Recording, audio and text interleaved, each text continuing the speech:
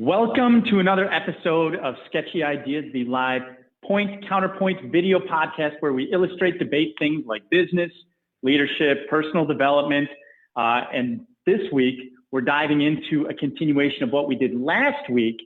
So if you didn't watch last week's show, I'd recommend after today you go back and watch that one. But anyway, we're doing it because we're diving into some different concepts around training so that you think twice before you implement that new training idea you saw on the internet. Hi, I'm Brad James. And I'm Michael Rampolla. And today we built a list last week. We reflected on things like the buddy system and cohort hiring and what other things? Yeah, check and see what we covered. We covered learnability. Yeah, right. Talked a little bit about this. We began to dive into learnability, learning agility, we got all to update your team. But before we dive into it, we gotta say a little thank you to the organizations that help us make this happen. And I'm gonna hand it off to a very special announcement to Mr. Michael Rampolla. Thank you, Brad. Spirit is really excited. This year, we are supporting Girls on the Run of Southeastern Wisconsin. We as an organization have made a big pledge to contribute to raise and bring in $20,000 to the organization this year. What is Girls on the Run? Girls on the Run is an empowerment program that builds strong, confident girls by teaching life skills through running. Why running? Great question. Running is a universal activity that promotes physical and mental well-being through setting and accomplishing challenging goals. I'm not a runner, I admit this, nor am I a girl, nor am I even a girl dad, which is a whole nother thing. But I do absolutely agree with and believe 100% in the value of building strong, confident girls, and running is a great activity and a great way to do that. So I am excited to be promoting and sponsoring and supporting them with a targeted raise as well. You can support me and support Girls on the Run by going to the donation page, spirited.com/giveback/Michael. That's my page, so I get the credit. I don't think I'm going to beat my Spirited teammates at this, but I do want to give them a run for their money, pun fully intended. So help me do that with a contribution to this awesome organization. Thanks. Yeah, me. I'm already going there right now to drop 20 bucks in the bank. So thanks, Brad. We're doing that right now. Appreciate that. So there we go. You want to repeat that URL again so people can remember what it was? Sure thing. Spirited.com/giveback/Michael. That'll take you to my donation page for Girls on the Run. Thanks, Brad. Spirited.com/giveback/Michael. That way Michael gets the credit for this because he's trying to compete with his teammates at Spirity. And if you're me, I am very competitive. So I'm going to make sure that we pump this out as much as we can. But thanks for doing that, Michael. It's a great cause. It's actually really, really cool program. After you dive into it, if you want to look at it, do it.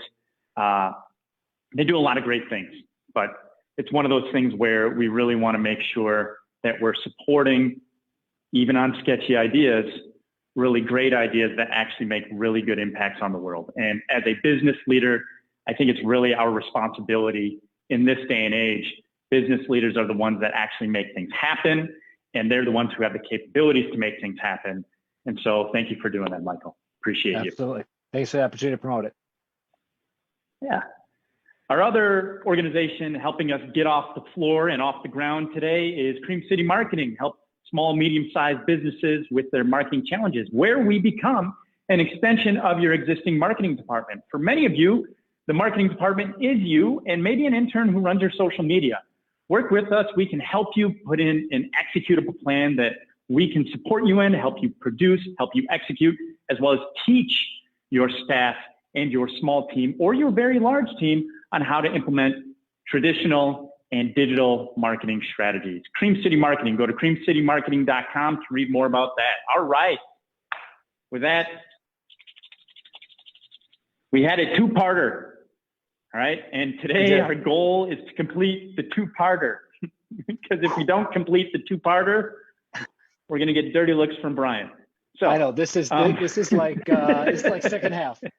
I played football in high school, and it was always get to that last quarter. Everybody puts up number 4 quarters. We got one more to go. Let's finish strong. Finish that last lap, get over the finish line, whatever it is.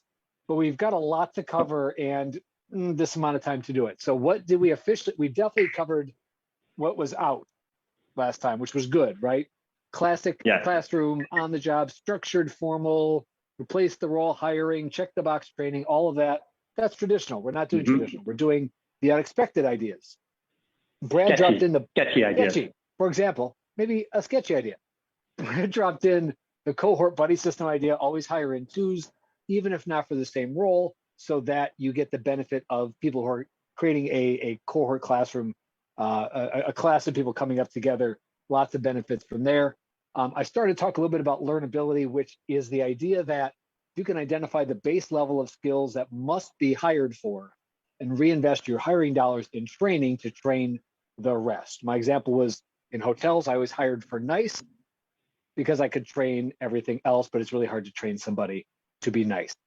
So figure out what it is hard to train for and easier to hire for that, reinvest your dollars elsewhere, which I'm going to use as my transition to get into this an idea of learning agility.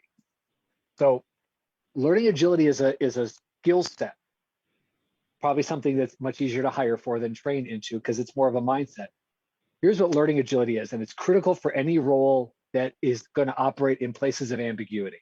Learning agility is the ability to understand what I don't know, what I need to learn, and then how I'm going to go learn it to address the situation that is currently unknown.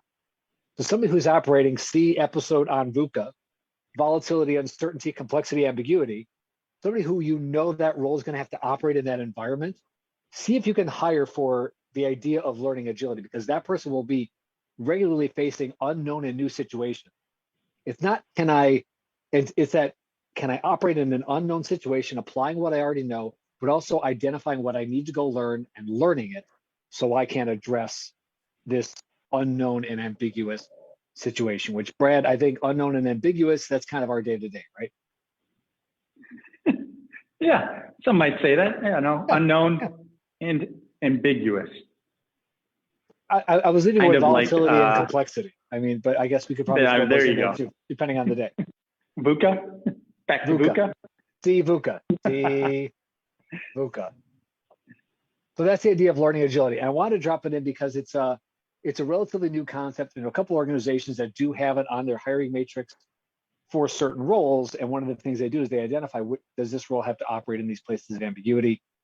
We should have somebody who has demonstrated that ability to operate in those places before. So I'm going to tick that one off the list. Brad, what do you want to go for next?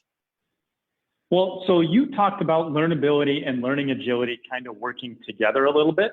Mm-hmm. So maybe when talking about training for those things, can you tell us a little bit more about how you came?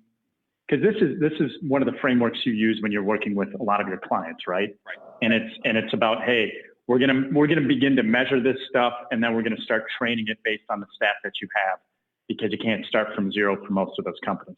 So can you tell us a little bit more about how you position that? Because I think positioning these concepts, if you're in a traditional HR situation, is really important. Yeah, I think you're right. Thanks, Brett. So I think it comes back to what we talked. I'm going to go back to the ideas of, breaking down your processes at the organizational level, and then figuring out what are the competencies to run those processes. And really, I'm going to just throw the word micro in here as kind of a catch-all, because if you can get your processes down to the micro level, you start to identify that the things needed to, you can really get finite and detailed on the skills and abilities, i.e. the competencies needed to run given and said process. And I actually am working with an organization right now that is about to lose a very valuable team member. We started to break down what she's doing, and she's doing 4 or 5, 6, 8 jobs, depending on the week. But that's the jobs, that's the functions. And I said, so those are the functions. We can reorganize the processes, put some functions over here, outsource some other functions. But I asked the owner, I said, what is the thing that you're going to miss from that person? What's this particular thing that they bring that is only them and not going to be hard to hire for? It was interesting. His answer was deep communication. I said, all right, tell me more about that. And I've witnessed this person with this skill.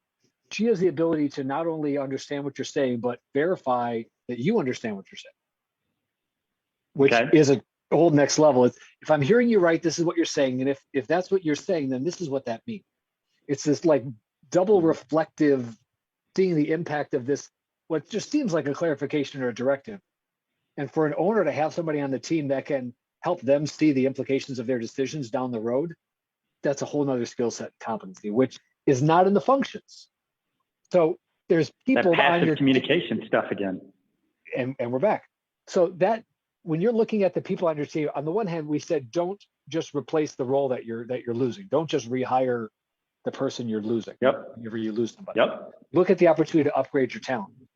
So we can upgrade this talent by splitting up the functions and identifying specifically what do we need to hire for now.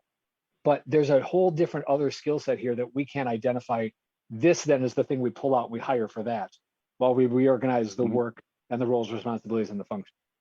That is not a traditional way to approach it because as somebody else on the team said, well, this is one of those small organizations where we don't have job descriptions, which is typical of growing companies. And so one of the ideas was, well, let's have her write up her job description. I said, let's not because we're not going to rehire the role that she played because the role she was playing was 5 or 6 things. Have her write up the function. Have her describe the processes that she was running. We'll figure out the competencies and hire accordingly from there. So it's the non-traditional approaches the core of this, don't replace what you're losing, upgrade with the open slot. Right. And upgrading doesn't mean necessarily finding one person to do that job. It might mean multiple people again, right? Especially if you're losing or let's say you're promoting somebody within, potentially if they're one of these people who are so invaluable to a specific function or a specific process and they're then being promoted up, now you might relook at that process because if you've been lucky enough to bring those people in, nurture them, develop them, they've left a very clear and very a clear outcome to that process, as well as probably some clear documentation on what it takes to execute it and get it done. So now you might be able to find multiple people to fill it because that person probably is, I don't want to use the word overqualified, but that's why they're moving on potentially. So they left it, and in high school, they used to be called the overachievers, if you remember the high school days. They were an overachiever, and that's what ended up happening. And so now you have to determine as a judgment or a value call whether or not it's worthwhile to leave it at a lesser level, right, by just replacement level, or by upgrading potentially. And that's all based on some of the feasibility stuff that we can get into at some other point. Exactly right. And you know what? There's another idea, which I guess I'll have to throw it up here as an add-on. I mean, it's succession planning, but it's not. And here's the idea. When you're looking at your business needs, don't look at what you need now. Look at what you need next. Yeah. Because, okay, it's not quite at the level of like Congress where we only get one every 4 years or what have you, but it is not often, depending on your organization, that you get to replace a valuable role that you're investing in. So when that opening comes up and you have those dollars freed up, in a sense, listen, we all know our biggest line item is salaries and benefits. Like employee compensation is number one. So when you get a chance to evaluate that investment, instead of just continuing the investment, when you get a chance to evaluate and reevaluate it, think about what you need next, and think about different ways to use that money, short-term, long-term. Because if speaking of war stories here, I was working with an organization that they looked at their succession planning, and their depth chart was 1.5 on average, meaning they only occasionally had a backup for the person that was in the role right now, which creates a challenge where people can't move up because there's nobody to fill in behind them, right? So they were at less than 1 replacements for each senior level role. You can hire for that, but you also need to be more, and when you do hire, you can't just hire to fill in for the succession. You actually have to hire 2 levels up and grow up and in. And that's a whole different level of looking at your organization, which again is not the trigger happy, let's find another one. Right. And just, hopefully we get enough crossover time that the outgoing person can train the incoming person. Like that's short-term classic traditional approaches, which again, today is about sketchy approach to upgrading your team. Right. Hey, and I want to be clear, like we're not saying the traditional approaches don't work. I want to, right. I just want to lay that out there because if you're following what we're saying, we're saying that with some of those traditional approaches, the traditional approaches can work if you've been running them the same way. But just like upgrading your team, you're going to want to upgrade processes and upgrade how you do things over time, because as time happens, things change, talent changes, people change, right? If you recall episodes ago, we talked about millennials and how they learn differently. We talked about how the boomers work differently, all of these things. And so as that happens, traditional roles are going to shift. And some of these things that we're talking about will eventually become the traditional roles. And eventually they're going to have new sketchy ideas that are going to come in, like this whole idea of using VR or lasers to like analyze and train people while you're doing stuff, right? That stuff is coming. And so you have to keep in mind that this is, again, back to last week, a mindset thing more than anything else.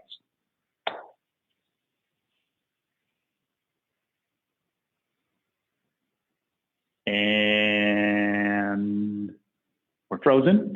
Am I back? You were frozen. I am now frozen. Are we back? Are we? And then we're back. We're back. And we're back. Okay. And we're back. Yeah. Lose camera too? Maybe. We'll see. All right. So speaking of mindset, we're good. Okay. I want to grab this iterative just-in-time mindset, which is a mindset. Just-in-time is a mindset born out of manufacturing. Sorry, there's advanced manufacturing just-in-time, not having a lot of made products sitting around, but just producing exactly when you need it. A lot of us don't realize that just-in-time is how most of us learn.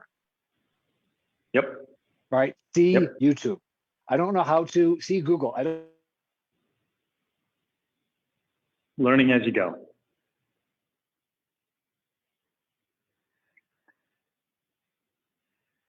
So what Michael is saying is that if you're in manufacturing, if you're doing things that are working along that way, as you learn, you're not going to like learn and then store it and then all of a sudden reuse it later. Typically, if I have to solve something, the first place I go is I pick up my supercomputer, I type in how to do X, and then I watch a video, I read a blog post, I do all that stuff. So from a marketing standpoint, that's why you want to create it. But for cases today, you really got to look at it from the standpoint of when we're doing this, we need to make sure that as you're teaching, that's why the learn as you go matters. So this is where from a positioning standpoint of iterative learning, the learn as you go or the just-in-time learning or just-in-time anything, which is how work is beginning to go, which is why people are talking more about knowledge workers rather than manufacturing, all that other stuff, is that your talent now has to be agile. Like it's no longer a bonus. It's almost a must-have when you're looking for talent. You're absolutely right, because that's the environment we're operating in. And if the people you're bringing onto your team don't have the skills needed to operate in the current environment, right, you're setting yourself up to struggle from the get-go. Yep. So I just want to call out this idea that whether we realize it or not, a lot as humans, and I think also there's some of this in our current, and it's not even current. I mean, this has been going on for decades, that because of the proliferation of valuable information and the proliferation of the how-to video, it's a good thing, because what it means is we don't have to worry as much about formal training programs that are not and will hopefully be partially 10% recalled in the moment of need.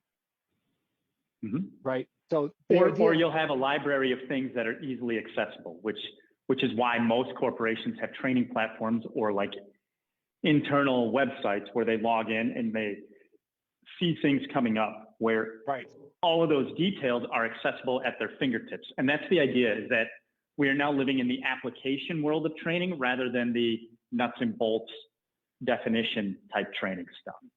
Exactly. So, I mean, if you have an internal practice that is something like a wiki or an intranet where you're capturing that otherwise tribal, unofficial, undocumented knowledge in a place that it's accessible by other people on the team and within the organization, you're doing it right. You're leveraging the internal knowledge. There's a risk of, it's not brain drain, but there's a word for it. But the idea that you might be losing somebody who has all the knowledge, but the knowledge is not inside the organization, it's inside the person. And great talent takes that knowledge. That is brain drain. Great knowledge takes that knowledge. Great talent takes that knowledge with them, unless you have an ongoing system in place to capture it as it's created. So this is also a little bit non-traditional, because most of us, when that person's leaving, is when we say we should probably write down all the things that they're doing. Yeah, that's a great time to do that when they're already, submitted their letter and they're 2 weeks out. And there are tools out there. We just got chime in from my buddy Steve, who said, if you're using tools like Microsoft OneNote, or if you have that internal Wikipedia, or even if you are using Google Drive or Outlook 365, whatever tools you're using, my rule of thumb, if you recall, is build a culture of people documenting processes every single week. Absolutely. Whether big or small, doesn't matter. And they don't have to write it down. They can just find the link online, save it to your Wikipedia so that people know that this is the process that was followed the last time. Whatever those things are, just make it part of the culture. And that also then iterates on the training, which then you don't always have the same trainer. You with that cohort hiring or that buddy system hiring and the mentorship, right? Mentorship then goes, hey, this is the process I used when I did it, but the process that my mentor used was this one. And so now you're getting iterative approaches over and over and over and over and over again. And you end up building a really strong core of knowledge that now for those entrepreneurs out there who are looking at they're building companies to sell and basically get plugged in as a module to a bigger company, that ball is really the secret sauce that most of those acquirers are looking for, right? Yes. Because if they're investing, because they're buying your processes as much as anything. Has to stay there. Yeah, they're buying your business list, they're buying your tech, but they're also buying the how do we get it done and how do we continue to get it done? Because guess what, Brad, you can't be here for the rest of your life, but the company is going to try and be here. That's why typically, if you're an entrepreneur that wants to move on to the next thing quickly, once you sell your business, have that stuff documented so that contract period is much shorter. I promise you, I've been there. It makes life easier. It really does. It does. I've talked with a couple assessors and consultants that work with the kinds of companies you call when you want to sell the family-owned, closely owned business to the next generation or sell it off, right? And more often than not, they say the person that they're talking to, the owner who wants to sell, is thinking in 3 and 6 month terms. But it typically takes at least 18 to 24 months to complete that whole process. And the reason is because they haven't prepared for it at all. They haven't done any of the things that we're talking about. They haven't documented, they haven't systematized, they don't have a solid accounting of their assets and their value. They start to do it and then the timelines are all off, and then they're frustrated because they've missed out on all the things that we're talking about. So I want to just prioritize with the few minutes we have, Brad. We've got simulations, we've got deep end / immersion, and we've got the idea of mentorship and train the trainer.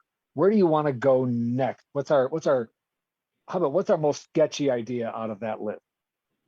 I mean, I kind of sprinted through most of those just now. Okay. But, if we talk about throwing people in the deep end, I think this is what most of us do, because I'm a firm believer in hiring. When you're a solopreneur, you don't want to learn how, you need to find the who. And so often, this is what ends up happening. Training for this and building this into the culture can be a shock for some people you hire. But I also think when you do it, you end up getting some of the best teammates on your team over time if they're willing to understand that this is just going to be part of the culture. And it really builds problem solving. It builds a lot of different pieces of it. Now, how you do it is not saying, hey, we've got this giant mess, you got to dive in and fix it. No. Because that's what I heard. Yeah. Maybe that's I what would recommend. Nope. Yeah. You know, you're not throwing people off of the high dive, right? Which is what, 30 feet up in the air. No, you're gonna throw them off of the 3-meter board, or maybe the, you know, the diving board, right? The meter board. And that's where we're going. And you're saying basically, hey, I know you know how to tread water, so now you're going to end up going down to the bottom a little bit, and you're going to have to swim back up and figure it out. Right. Some people enjoy this, some people don't. A lot of people who are. It's also a great way to filter who is going to be your high quality people that you want to invest more time into. Well, yeah, let me grab that idea, because I've seen that done right and wrong. What I mean is, there are some organizations that I've done it right and I've done it wrong. There you go. There are some organizations that intentionally do mass hiring events, knowing full well that in the course of their first year, whatever, they're going to lose X percent. Now, I'm not saying that's right or wrong, but I do know that that is a standard practice in some industries, and it's a certain kind of investment that they've just assumed that they're going to take a loss. I don't know if there might be other ways to use that same amount of money and get better results and not burn, you know, half your hiring class out in the first 90 days to 6 months. I don't know. I see the value of proving if they can do it, but I gotta believe there's something we could have put into the hiring process, some better behavioral interviewing questions or some simulations or some other ways to evaluate the skill sets to see whether or not they can handle it. And then that money would have been better spent, and probably spent less money there than on hiring everybody and losing out on all of that uptime. So here's what I think next week when we talk about this, I want to dive into a little bit of hiring. I think this is where I agree and disagree with you at the same time on this, depending on where you are as a business. So I think next time we're actually going to dive into it, because I think it really does make sense to tie your hiring, since we've been talking about upgrading your team here. And then the following week, we're actually going to have a special guest on who's going to help us with improving some of our social media stuff, which also can tie into some of the hiring stuff. So I like it. I like it. So with that, I don't want to tell everybody too much about this, but I'll say this. I'm going to throw this out there. I disagree with you that is a bad thing to do more often than not.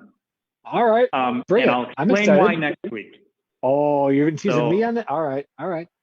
So I'm gonna loop in onboarding then, because I think these things go together. Yeah. Hiring and onboarding, I think that's a nice tight package. I've got some important things I want to share about onboarding the right way, the wrong way, which goes back to hiring and how those things work together. I think that's exciting. But I just got to drop one more thing before we get off the deep end. I'm going to say it's a family legend, but it might be true. My dad tells a story about how he learned how to swim, which according to him was they tied a rope around my waist and tossed me out of the boat. Yeah. But there was a rope. Like there's a party that goes, they did what? But it wasn't like they were expecting you to not succeed, right? They're confident you're going to succeed. And there's a backup plan just in case. Like I got thrown off the diving board. Did you really? There was somebody else in the water, but yeah, I mean, I had done a little bit of swimming, but they wanted to see if I could handle the deep end. So they said, here you go. I'm still alive today. Yep. Is this it, Brian? Brian, you want to join in with the memes? Anyway, hey, so before we go, next week, we're going to dive into hiring and onboarding, and it's going to be a showdown, because I promise you, next week, I'm going to disagree extremely hard with you on that concept that maybe that's a bad thing and there's a better way to do it. Because I will say this, it totally depends, and it totally depends on the goal. And I think there's always a reason it happens that maybe you and I don't always see. So, all right, I like that. I'm ready. Before we go, I do want to give another shout out to Michael's thing. Go to spirity.com/giveback/Michael. Thank you. And go give some money. While we were doing this, I pulled it up. It's a really easy form. All you got to do is fill out some basic information. And here's the deal. His goal, his personal goal is $1,000. So what that means is we need 500 people to give $20. That's it. $20. Hey, If you cannot go to Starbucks for a month, there's your 20 bucks. Or for some of you, hey, how about stay away from Starbucks, not even 5 days a week. I'm asking you 4 days a week. Just stay away from Starbucks for 4 days this week. And you can throw 20 bucks towards a good cause. They've got it. It's really clean. It's really neat. It's easy. It is a great thing. And I want to make sure that we help Michael outrun the competition. There you go. Thanks, Brad. All right. So with that, we're going to see you next week. Remember, this is Sketchy Ideas. And just because it's a sketchy idea doesn't mean it's not worth exploring. Take care. I'm Brad. We'll see you next week. I'm Michael. Take care. See you then.